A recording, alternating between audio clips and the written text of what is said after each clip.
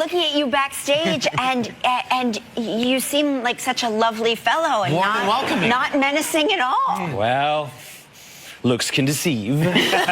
Unlike many actors who build horror credibility over the course of several roles in their career, Bill Skarsgård basically became a modern horror icon nearly overnight. And we've got the star right here. Pennywise, the scariest clown in movie history. Come on out, Bill Skarsgård. Please welcome back to The Late Show, Bill Skarsgård. Hi, I'm Bill Skarsgård. Hi, I'm Bill Skarsgård. And I'm Bill Skarsgård. And he's so charismatic. He has so much star power. He's funny when he needs to be funny. He's terrified when he needs to be terrified. He's grounded. I understand the hype. I get why he is so in demand or so popular or whatever it is. It's his abilities. So is this something that your dad encouraged you to do, to be an actor? Is this something he wanted? You have to, yeah. Yeah. He has 8 kids, and the first rule is you have to become an actor. Bill has an extremely unique on-screen presence, and he's actually one of very few actors working today that can simultaneously look sadistic and charming at the same time, which is exactly why he was chosen for his role in Barbarian. Bill Skarsgård was like the guy for this part. You're kind of attracted to him, but he's also kind of off-putting. Who's better to do that than Bill? What, do I look like some kind of monster? And what's good about Bill is that he could be a very charming, nice guy, or he could be a villain, and the audience may not know what type of person he is. And although he's a great actor in general, when it comes to his impact on the horror genre, the guy has truly tapped into something unforeseen. Hiya, Georgie. You are a deceiver. You deceive yourself. Someone else is down here. What? Someone bit me. I mean, it kind of makes you wonder, what scares the guy who iconically terrifies everyone else? Bill, what scares you? I remember seeing The Shining, terrified me, and An American Werewolf in London. I think those really stuck. Do you like scary movies? It's weird. I've kind of become this genre actor now, it seems like, and I never really got into the idea of getting scared. And this type of mentality is exactly why he's the kind of guy that can walk down the street to his audition in character like a crazy person before he even got the role for Pennywise. The day before, he's like, can you figure out maybe a laugh? You know, because there wasn't really a laugh in the scene. So, like, work on a laugh. I'm like, okay. Sure. But I get in the car, and you know when you're in the car, you get into this like safe bubble of being in your own car. Here it is. Mm-hmm. And I just started, you know. Because they pop.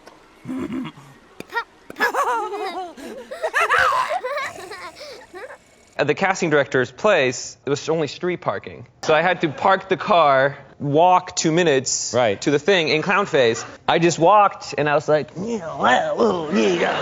That's dedication, and exactly why he was the right man for the job. Bill actually accomplished something that no one else has ever done before in the horror genre. I mean, sure, to a certain extent it has been done before, but never has it been done in a way that receives massive praise while simultaneously setting a new standard for how an already well-established horror antagonist would be portrayed. And that's because he's the first person to successfully reinvent a well-loved and respected horror icon like Pennywise. He reinvented Pennywise in a way that escaped Tim Curry's shadow, something that few thought was possible. His performance became instantly memeable, viral, and genuinely frightening, appealing to horror fans, general audiences, and even critics loved it. See, they actually tried to do this when they attempted to remake Nightmare on Elm Street in 2010. And, well, that turned out terribly. I mean, sure, the film did make over $100 million worldwide on a $35 million budget, but that was clearly based off of initial excitement because up to that point, we actually hadn't seen Freddy Krueger on the big screen since Freddy vs. Jason, which was 7 years prior. So understandably, fans of the franchise were excited to see Freddy back on screen again. But because of the film's poor critical and audience reception, any possibilities, any talks of a possible sequel were thrown out. But what would happen if they took the main draw of the film that had an actual personality and tried to put someone else in their place? Could they remake the immortal villain and bring in audiences? No, I'm afraid they couldn't. But before we continue, let's get into a quick message from today's sponsor, Mantis Sleep, the creators of the world's best sleep mask and sleep accessories. Mantis Sleep is all about helping you recharge, promoting better sleep and power naps so you can wake up feeling sharp, focused and ready to take on the day. And for the nocturnal community out there and the night owls, it's even more important that we get our necessary rest after a long night of movies and episode binging. And to be honest, I'm not normally a sleep mask kind of guy, but I do enjoy listening to music or a podcast to help put me to sleep. And also when I'm traveling or just chilling at home,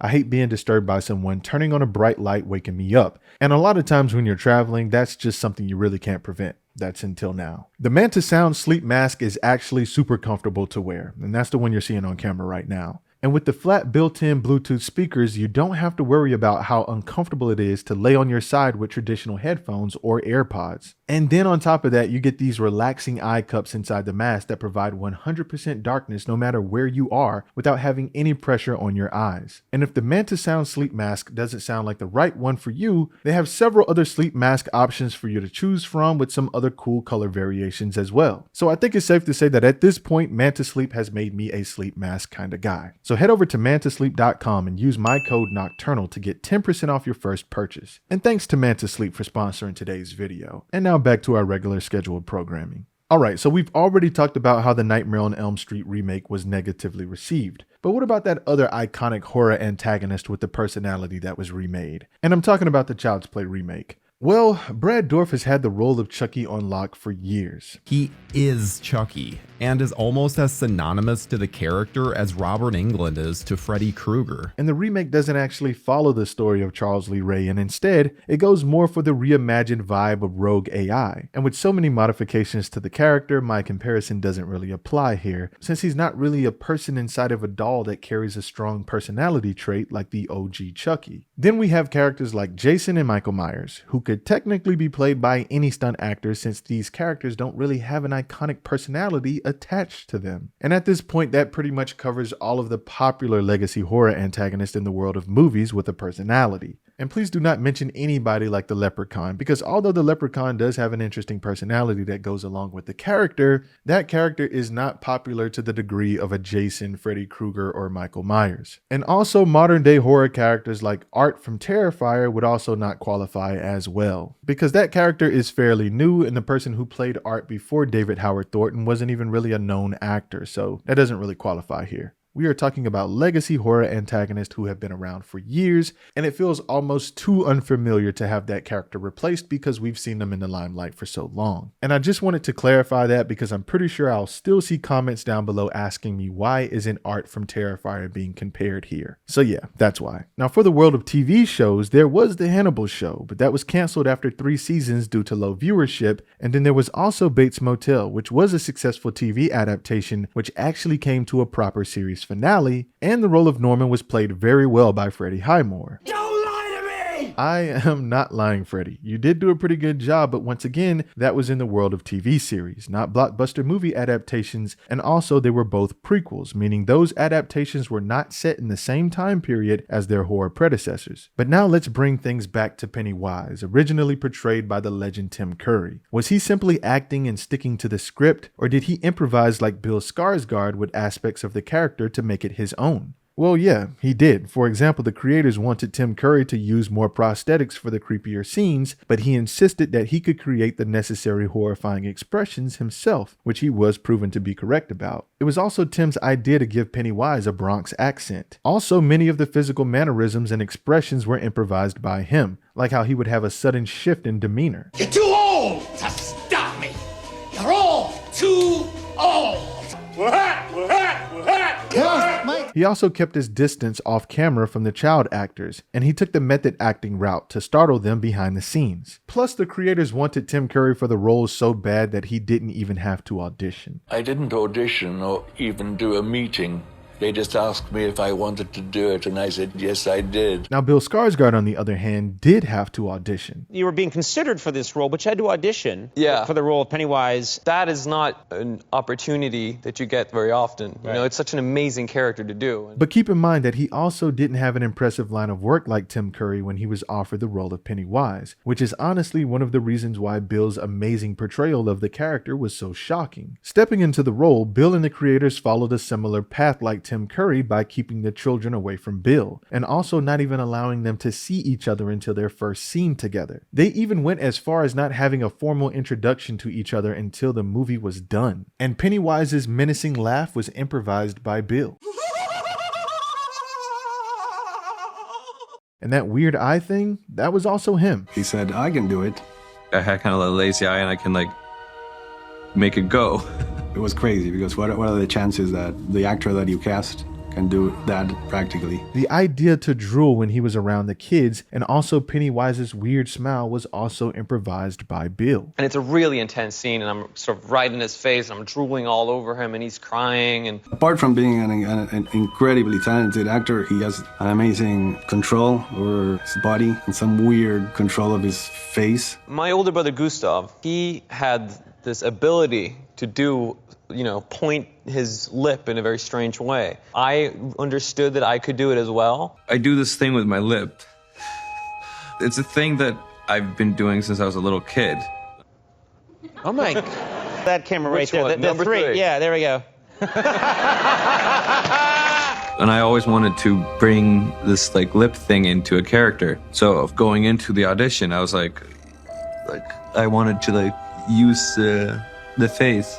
Now you might think that all of these things aren't that big of a deal because, well, Tim Curry added his own improvised method for the character as well, so what's the big deal? Why is it so special for Bill? But what makes this so amazing for Bill is that compared to Tim Curry, he was stepping into a role like this basically as an amateur. And he was trusted by the creators to improvise and essentially reinvent a horror legend. And personally, I love both of their performances, but if I had to choose gun to my head, then personally I would have to say that regardless of the technical advancements between the two films, and just leaving it down to the performances alone, then I'd say personally I prefer Bill's version. To me, Bill's performance feels like someone with a visceral hunger to prove himself, to not be known as just another actor that was a part of another ruined modern day horror remake. He seemed to be very dialed into the role and he took stepping into the shoes of a very iconic character extremely seriously. Also, I felt like Bill's portrayal of the character felt more like a monster, with the weird eye movements and the drool, and he also had a shift in demeanor as well, like Tim's version, but it felt more like when he interacted with the kids he was struggling to maintain focus, and he would zone out because the idea of feasting on them would override his interactions with keeping up the facade of being a clown. Basically what I'm saying is that in my opinion, it seemed more like he was a monster pretending to be a clown rather than a clown who was a monster. I felt like Curry's version was a creepy man from the Bronx who was also secretly a monster versus a monster who was disguised as a clown. And hopefully I explained that in a way that makes sense. And although I did offer my opinion on the who did it better debate, this video is more so about Bill's personal accomplishment and not so much a comparison between the two performances. I think the fact that Bill was even a part of the conversation at the time, and the fact that it's a debate that will continue probably forever says enough by itself. To me, it's very similar to the who's the better Spider-Man debate. A lot of people feel very strongly about all the actors. The only difference is that when it comes to the horror genre with a horror antagonist that requires such a strong personality-based performance,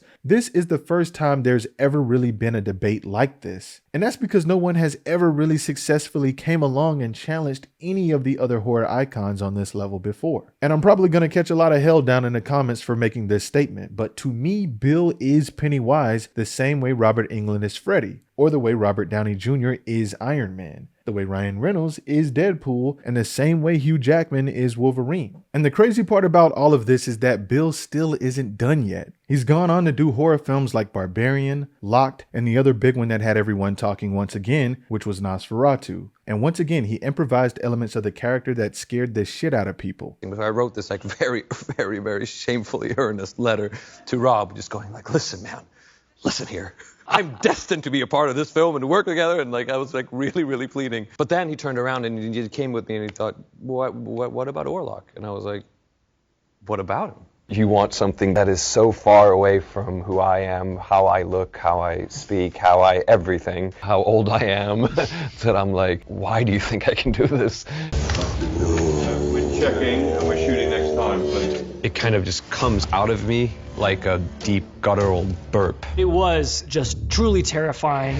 Suddenly he became Orlok, and there was a kind of darkness and heaviness that was different. And yeah, the voice took a long time and tried to anchor the voice as deep as humanly possible. I wanted it to sit right above my crotch and then speak from that anchoring point. I am an appetite, nothing more.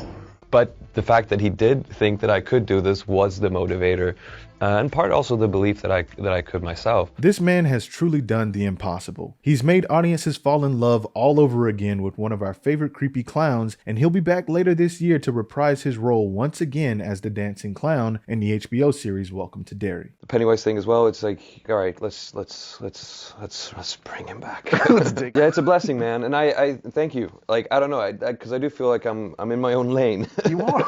In terms of, which is like, oh, nobody's driving here. Well, it's nice.